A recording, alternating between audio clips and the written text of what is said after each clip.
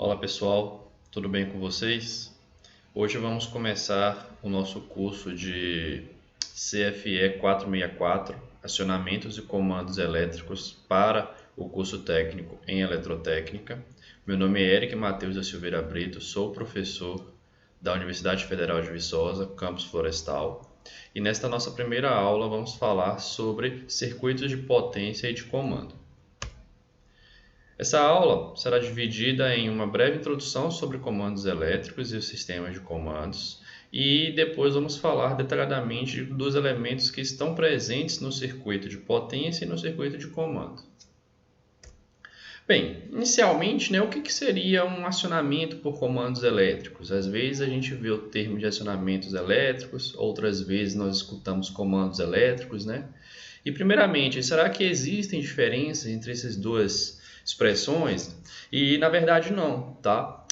Na verdade, acionamento é algo mais geral. Quando a gente pensa assim no contexto da engenharia elétrica, enfim, da eletricidade, o acionamento ele pode estar relacionado com máquinas elétricas, com conversores eletrônicos, com qualquer tipo de carga elétrica a partir do momento que você deseja acioná-la e as técnicas que você vai aplicar para fazer esse acionamento.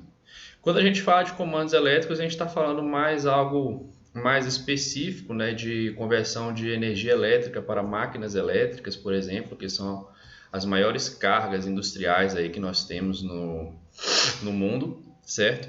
Então, elas basicamente querem dizer a mesma coisa, porém o termo de comandos elétricos é mais utilizado para o que a gente vai ver nessa disciplina, ok? E a definição de comandos elétricos seria o conjunto de técnicas de comando e de controle de processos aplicados na conversão da energia elétrica em outras formas de energia, principalmente energia mecânica, já que nós estamos falando dos motores elétricos. Perfeito? Um sistema de comandos elétricos ele vai ter basicamente dois circuitos. O circuito de força ou o circuito de potência, algumas vezes chamam até circuito de carga, que é o circuito elétrico que contém a carga a ser acionada, a ser comandada, certo? E nós temos também o circuito de comando ou circuito de controle, que é o circuito lógico para comando e controle da carga presente no circuito de potência. Então, esses dois circuitos são desacoplados, digamos assim. Aqui tem um exemplo de um circuito de potência para o controle de um motor elétrico e nós temos o acionamento do motor elétrico, e nós temos o circuito de comando que vai comandar esse acionamento. Ok? E nós vamos falar um pouquinho sobre cada um desses dois tipos de circuito. Mas, primeiramente, é importante a gente definir alguns conceitos, O que seria a manobra? A gente vai falar muito sobre manobra de um determinado componente, A manobra, ela significa o ligar e desligar de uma carga elétrica no circuito de carga, da forma mais correta, E essa forma correta, ela leva em consideração a segurança do operador e do equipamento, a forma correta de se ligar esse equipamento, que muitas vezes não é simplesmente energizá-lo, e todas essas técnicas envolvidas na manobra, E já o comando seria toda a lógica aplicada para fazer essa manobra correta da carga elétrica. Então, nessa disciplina, nas próximas aulas, nós vamos falar muito de manobra e de comando. Aqui tem um exemplo de um circuito de potência e de um circuito de comando, certo? E os elementos presentes nele, isso aqui é um diagramazinho elétrico, tá? E vamos falar um pouco agora dos elementos presentes tanto no circuito de potência quanto no circuito de comando. Vocês vão ver que alguns são comuns, mas há algumas especificidades em cada um dos dois circuitos. Okay? Lembrando que esse circuito de comando ele controla a manobra da carga no circuito de potência. Falando do circuito de potência, então, pessoal, o primeiro elemento que nós temos aí é a alimentação, Seria a fonte de alimentação desse circuito, como que essa carga será alimentada. Então, essa alimentação ela destina-se primariamente à carga, então o tipo dela vai ser definido pelo qual tipo de carga que nós queremos acionar ou comandar. E esse tipo pode ser contínuo, alternado, monofásico ou trifásico, ele pode ser 60 Hz, 50 Hz, tá? Depende também do nível de tensão, se é 127, 220, 380, pode ser 24 volts, 100 volts, 1000 volts, 1.3 kV, entendeu? E o número de condutores, principalmente aqui quando a gente tem cargas trifásicas, né, nós precisamos informar se são a 3 fios, 4 fios, 5 fios, né, se tem neutro, se tem proteção elétrica, que seria o terra, e etc. Então é sempre importante, quando a gente vai definir a alimentação dessa carga, nós especificarmos todas essas características, né? Aqui, por exemplo, nós podemos dizer que é uma carga, né? A alimentação desse circuito ele é trifásico, 60 Hz com a tensão de 220. Ou que ele é bifásico, né? 2 condutores mais uma tensão de 24 volts contínua. Esse tracinho significa contínuo e esse tiozinho alternado. Nós podemos dizer também que ele é 3 condutores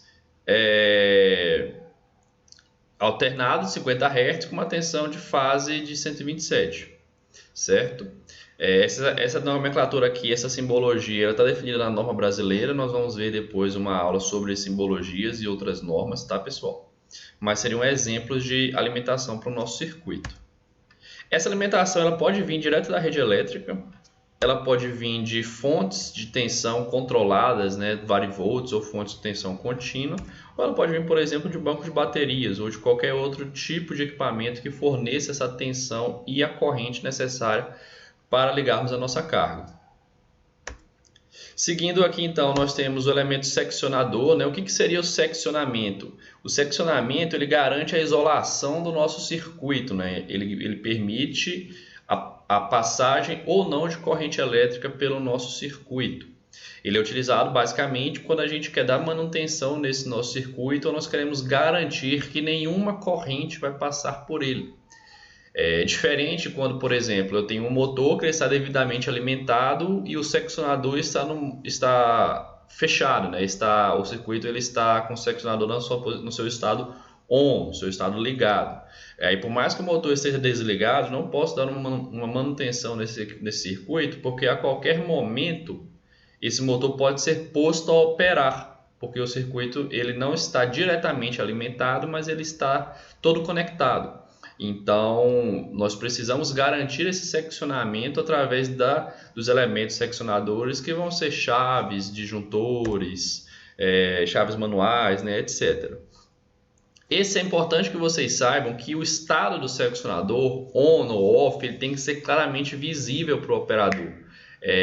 O operador tem que saber, só de olhar, se aquele seccionador está permitindo ou não a passagem de corrente no circuito elétrico. Vocês devem perceber, por exemplo, que em disjuntores, quando você quer ligar o disjuntor, normalmente você precisa fazer uma força maior para ligar a chave do que para você desligá-la. E quando você liga, vai estar aparecendo lá on ou off, né, quando você desliga. Então, essa informação deve ser clara. E a gente também tem que se atentar para nunca fazer o seccionamento do circuito quando ele está sendo manobrado com carga, né? Quando está passando uma corrente aqui, eu falo, não, eu quero dar uma manutenção nesse circuito, eu vou abrir o seccionador.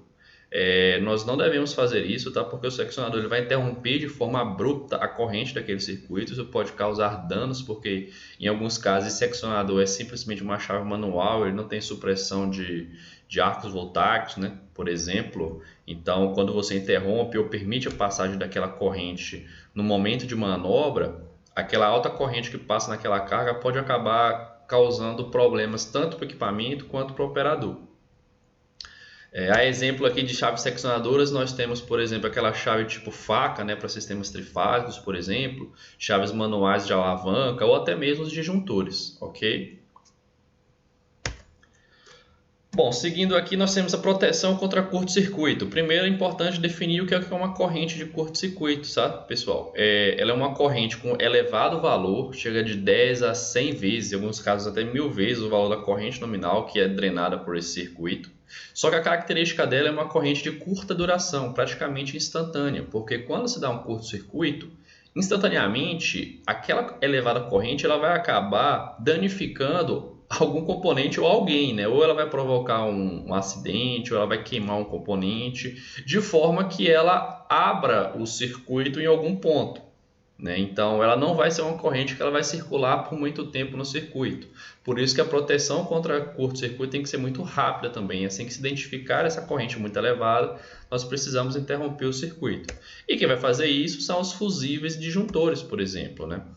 Nós vamos ter uma aula para falar só do dimensionamento desses componentes, né, para ver os tipos de fusíveis, né, e como que o disjuntor, além de seccionador, também possui essa proteção de curto-circuito e a proteção de sobrecarga, que nós vamos falar um pouco mais para frente. Então, esse elemento fusível ele vai fazer a proteção contra essa corrente de curto através de um elemento fusível que vai se fundir aqui e vai queimar, né? Vai interromper a passagem do circuito quando ele sentir essa corrente elevada. O próximo aqui nós temos a proteção contra a sobrecarga, né? Agora vamos diferenciar corrente de sobrecarga de corrente de curto-circuito. A corrente de sobrecarga também possui um elevado valor, de 3 a 10 vezes o valor nominal. Só que ela não é uma corrente instantânea, muito rápida, ela é uma corrente de longa duração e ela vai acabar danificando os componentes devido ao aumento de temperatura por passar essa corrente maior por muito tempo no equipamento. Então vamos pegar aí um motor elétrico que está operando trifásico com as 3 fases lá e sem querer uma das fases cai. Então aí vocês, se não sabem, né, nós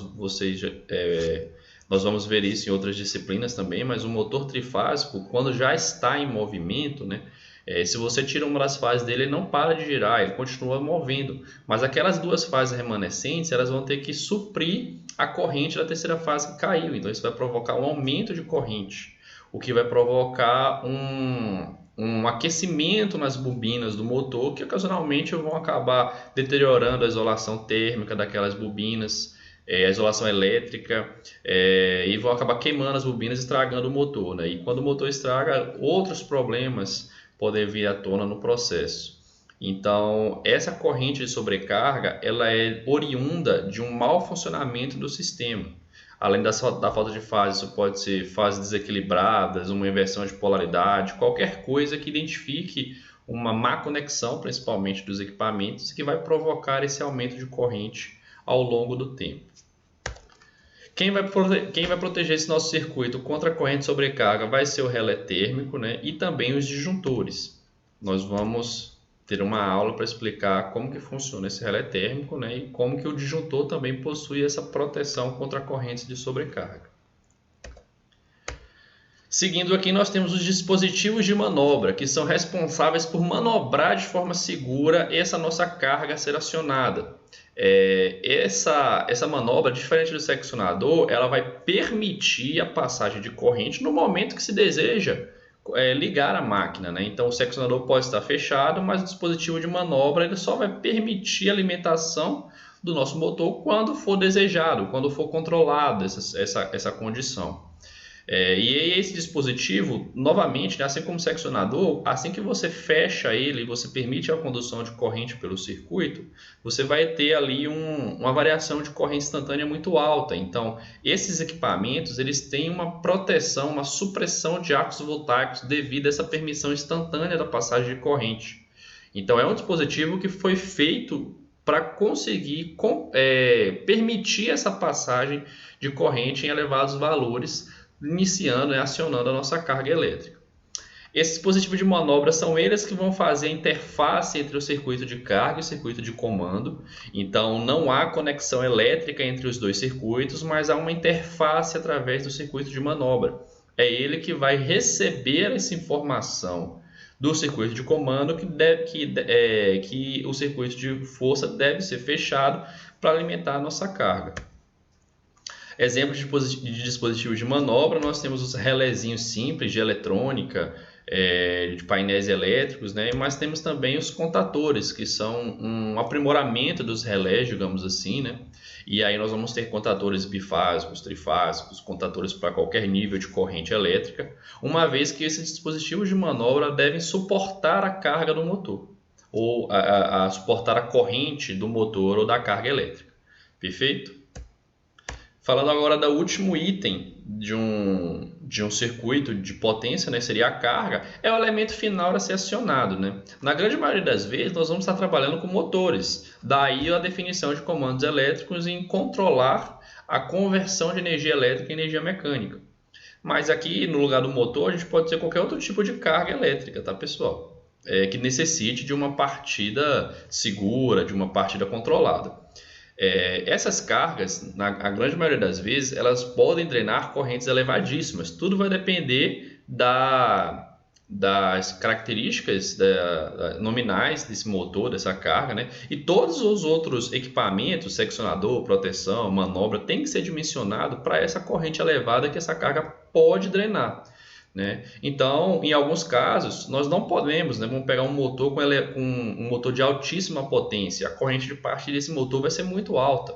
Então, nós precisamos de técnicas de manobra, né? Para suavizar a corrente de partida desse motor. Seria uma das grandes aplicações aí de comandos elétricos envolvendo motores elétricos.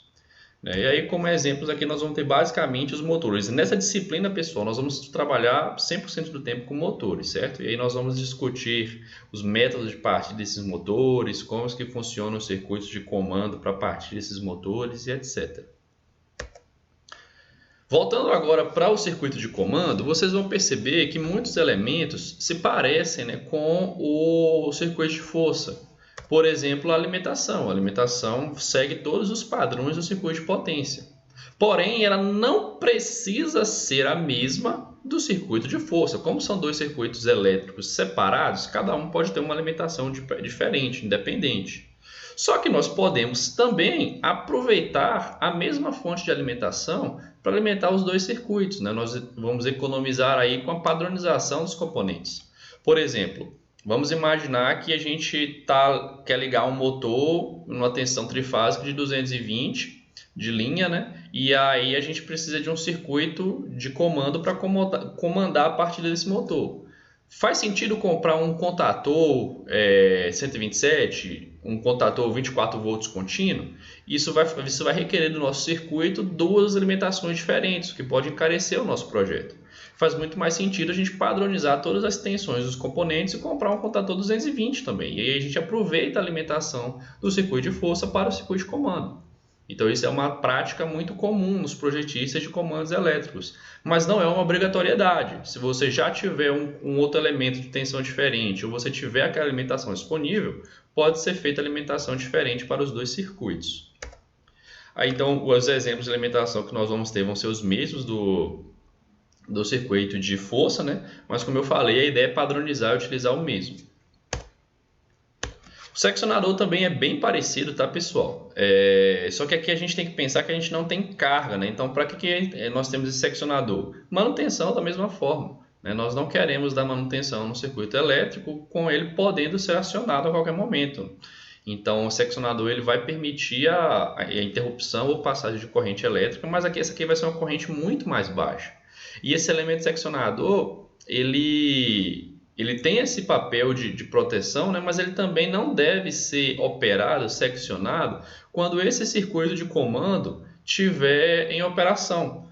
Por mais que essa corrente seja baixa, vamos supor que nós estamos ligando um motor elétrico, né? E aí eu quero dar manutenção no meu circuito de comando. O correto é eu desligar o meu motor elétrico, dar o comando para interromper o funcionamento do motor para depois eu seccionar esse circuito. Primeiro porque eu não posso interromper esse circuito de forma abrupta, sendo que eu tenho que levar em consideração como que o meu motor deve ser desligado, né? Como que está o processo em andamento lá do meu motor.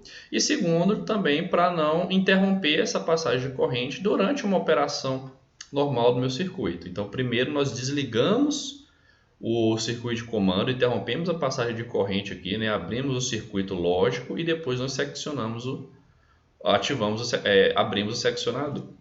Os exemplos também vão ser os mesmos, só que com um detalhe que aqui esse circuito de alimentação de comando, pessoal, ele nunca vai ser trifásico, ou quase nunca vai ser trifásico, eu não conheço, ele vai ser sempre monofásico, entendeu?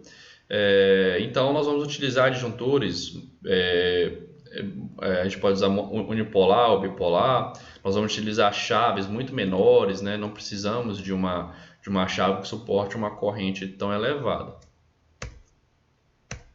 A proteção contra curto-circuito também vai ser idêntica à ideia do circuito de potência. Nós vamos utilizar fusíveis aqui também, mas nós precisamos lembrar que devemos utilizar um fusível separado para o circuito de comando do circuito de potência, né? Temos que pensar que a alimentação dos dois circuitos é independente, mas pode ser aproveitada, né? Então é interessante que se utilize um fusível para cada um. Não é uma prática muito comum, tá, pessoal? Então, o que acontece? Vamos supor, naquele exemplo que eu dei de um motor trifásico 220. Nós vamos ter 3 fases 127, né?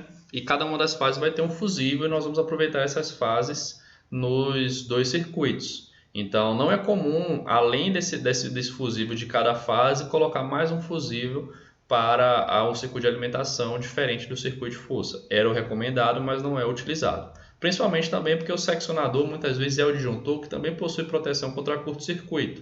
Então, se acontecer alguma coisa, o disjuntor do circuito se der uma corrente de curto, né, o disjuntor do circuito de comando ele pode acionar abrindo o circuito, por exemplo, né?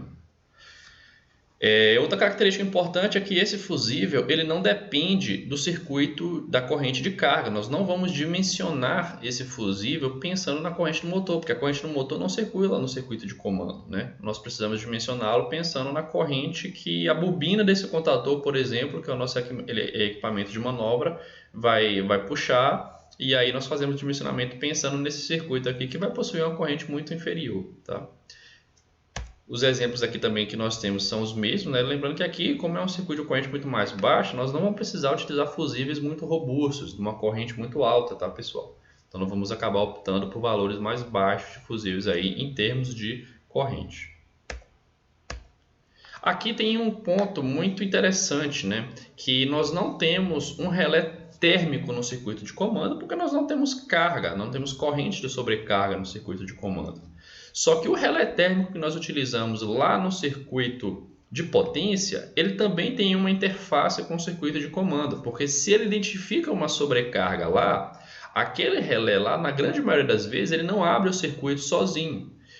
Quando ele identifica essa sobrecarga, a sua estrutura interna possui um contato auxiliar normalmente fechado, que quando detecta a sobrecarga, esse contato normalmente fechado se abre. Então, nós precisamos utilizar essa informação de um contato auxiliar do relé térmico no circuito de comando para interromper a passagem de corrente que manobra a carga no circuito de potência. Por isso que é importante nós termos um circuito para comandar a nossa carga. E aí esse relé térmico vai ter essa interface através do seu contato auxiliar.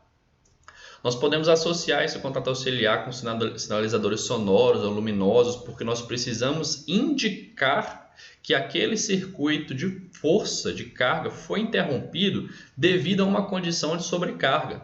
Caso um operador chegar lá e veja que o motor desligou, não, por que esse motor desligou? Ué, eu vou ligar de novo, não sei por que ele desligou, né? Se alguém apertou o botão desliga, por exemplo, e o motor parou de funcionar, eu quero ligar de novo, é só apertar o botão liga. Mas quando ele desliga por uma condição de sobrecarga, é porque existe um problema no circuito de carga que deve ser resolvido, né? Se foi uma fase que caiu, se as correntes estão desequilibradas, se o motor está com uma carga maior conectada ao seu eixo, algo está puxando mais corrente dele que deve ser verificado. Então a gente costuma, é uma boa prática, utilizar alguma forma de sinalização de que esse relé térmico foi acionado para que o operador saiba e não ligue o circuito imediatamente depois de identificar, né, essa sobrecarga. É importante comentar também que essa religação do relé térmico, né, quando o relé térmico ele aciona, para você religá-lo, né, ele acionou devido a uma sobrecarga, abriu o contato normalmente fechado. Para você religar ele, fechando esse contato novamente, você pode fazer isso de forma automática, ou seja, quando essa corrente de sobrecarga parar de circular e o elemento esfriar, né, porque ali ocorre uma dilatação térmica. Nós vamos explicar um pouquinho mais sobre isso no futuro. Mas ocorre dentro daquele relé uma dilatação térmica que abre esse contato normalmente fechado. Quando passa um determinado tempo sem essa corrente de sobrecarga, essa dilatação térmica ela vai esfriar, aquela superfície metálica ali, ela vai esfriar, vai voltar para a sua condição normal e, em teoria, aquele motor pode voltar a girar. Qual que é o problema, o grande problema dessa religação automática? O problema no motor que está causando a sobrecarga ele não foi solucionado. Nós simplesmente esperamos um tempo até ele esfriar. Então, não é indicado fazer a religação automática do relé térmico. O correto é deixar no modo manual, porque quando der uma sobrecarga, esse relé só vai ser religado, só vai ser rearmado, né? O contato auxiliar só vai fechar novamente quando o operador for lá manualmente e pressionar o botão dele de religamento, ok? Como exemplos, então, nós vamos ter o relé térmico aqui, né? E depois nós vamos explicar, nós vamos ver detalhadamente como que é feita essa interface com com o circuito de comando. O próximo elemento do circuito de comando também é algo bem específico, né? Não tem no circuito de força, que seria a chave de emergência. Essa é uma chave tipo cogumelo, né? Normalmente fechada, ou seja, na sua condição normal ela permite a passagem de corrente elétrica e quando ela for pressionada ela vai abrir o circuito. Essa é uma chave que ela tem retenção ao pressionar, ou seja, quando a gente aperta ela tem uma trava que mantém fechado, né? E o objetivo dessa chave é interromper o circuito durante uma emergência. Se a gente vê aqui um exemplo dela, essa é a chave tipo cogumelo assim, e essa chave ela foi feita para durante uma situação de emergência você conseguir pressionar, bater nessa chave, né? Até com certa força, digamos assim, dependendo da emergência, né, da situação, e ela vai fechar, vai travar, e para ela abrir de novo você precisa ou rotacionar aqui como está indicado essa superfície redonda dela, né? Ou através de uma chave você abrir aquele circuito para que você só permita o comando do circuito de força novamente depois que você rearma essa chave. Isso aqui pode acontecer, por exemplo, você identificou um problema no seu motor, ele está puxando uma corrente muito maior do que deveria, o contato auxiliar do relé térmico não acionou por algum motivo e você, sei lá, ou então pode ser um problema de instalação, o operador colocou a mão no eixo lá e tá causando problemas ao operador, você vai lá e pressiona esse botão e você só vai religar esse circuito de novo depois que toda a sua instalação tiver sido normalizada. É importante que a gente não deve confundir essa chave de emergência com o botão desliga do circuito, tá, pessoal? O botão desliga, né, o botão que vai desligar, cortar a energia de um motor, ele está presente na lógica de comando, então é uma condição normal de operação do motor. A manobra é tanto ao ligar quanto ao desligar o motor elétrico. Já a chave de emergência não, a chave de emergência é uma condição de urgência, né, que deve ser pressionada durante uma condição de emergência. Então, no nosso projeto de comandos elétricos, nós precisamos especificar os botões de manobra normal e a chave de emergência, que é um componente além dessa lógica de comando. Por fim, aqui os nossos dois últimos itens que nós temos no circuito de comando, pessoal, são a lógica de comando e a bobina do dispositivo de manobra. Como eu falei com vocês, a bobina, o equipamento de manobra, que normalmente é um contator elétrico, né? Ele tem uma bobina que vai fazer a interface entre o circuito de força e o circuito de comando, que não são eletricamente ligados. Há uma relação aí eletromagnética, porque essa bobina ela é acionada quando ela sente a presença de um campo magnético no interior dela, né? Então, e aí com isso, quando ela fecha uma estrutura mecânica que fecha o contato do circuito de carga. Então não há um contato elétrico entre os dois circuitos, mas há uma interface eletromecânica. A lógica de comando ela vai envolver todos os itens utilizados para desenvolver o comando daquela determinada carga, né? Então, os contatos auxiliares, relés temporizadores, botoeiras, normalmente aberto, normalmente fechado, sinalizadores, LEDs, sinaleiros sonoros. Toda a lógica que nós queremos utilizar vai estar entre esses equipamentos e o objetivo final dessa lógica de comando é acionar a bobina. Então nós vamos definir as condições de acionamento dessa bobina na lógica de comando, permitindo o acionamento dela quando desejado, né? E quando essa bobina é alimentada, ocorre a manobra no equipamento, no circuito de força. E assim a gente liga, aciona a nossa carga. Bom, pessoal, essa foi a nossa primeira aula, tá? Espero que tenham gostado. Faço um convite para vocês acessarem as redes sociais do GCEP, né? E nos vemos na próxima aula.